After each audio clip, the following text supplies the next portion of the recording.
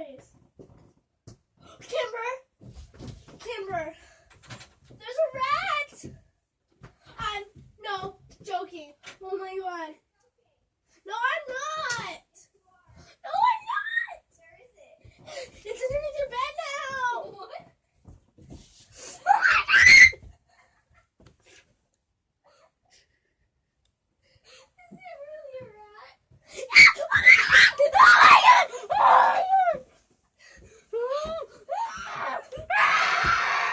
Oh my god!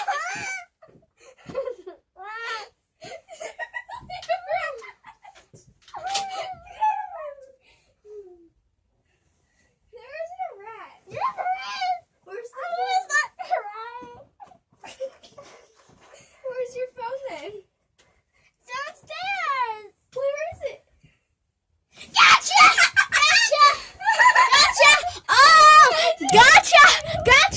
gotcha! Oh, she totally didn't get me. I didn't scream at all. So she did not get me. I'm gonna try harder next time. But I kind of got it because she's like, what? So I started like telling her I was crying because I have stuffed nose. That's the good part. But comment down below what prank the best prank I should pull next. That was a horrible prank. Should have get her back very quick.